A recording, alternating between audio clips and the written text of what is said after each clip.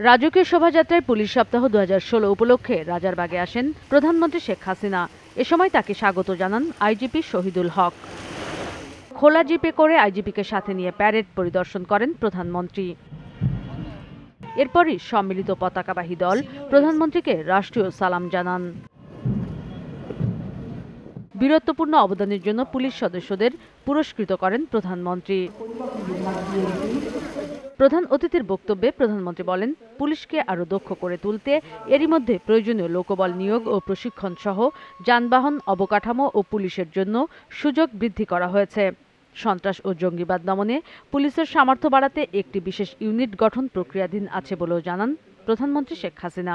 আমরা পুলিশ বাহিনীকে আরও শক্তিশালী করতে চাই, এর লোকবল আরও বৃদ্ধি করতে চাই, যেন যে কোনো পরিস্থিতি মোকাবেলার জন্য পুলিশ যেন সদা সতর্ক থাকতে পারে এবং প্রয়োজনীয় পদক্ষেপ নিতে পারে, সেইভাবে তাদেরকে আমরা ট্রেনিং দিতে চাই। স্থায়ীভাবে কমিউনিটি পুলিশের গুরুত্বপূর্ণ অবদান উল্লেখ করে প্রধানমন্ত্রী বলেন, কেবল দেশে নয়, জাতিসংঘ মিশনেও ব্যাপক প্রশংসা অর্জন করেছে বাংলাদেশ পুলিশ।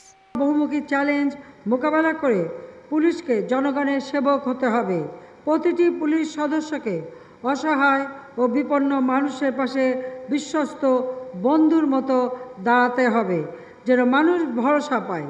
তিনি আরও বলেন, জাতীয় দুর্যোগ সহ যে কোনো প্রয়োজনে পুলিশের দক্ষতা বৃদ্ধির লক্ষ্যে নানা প্রকল্প বাস্তবায়ন করা হয়েছে, যার সুফল এরই মধ্যে জনগণ পেতে শুরু করেছে। পরে মার্চ পাস্টের সালাম নেন প্রধানমন্ত্রী শেখ হাসিনা। Saju Rahman, GTV news, Dhaka.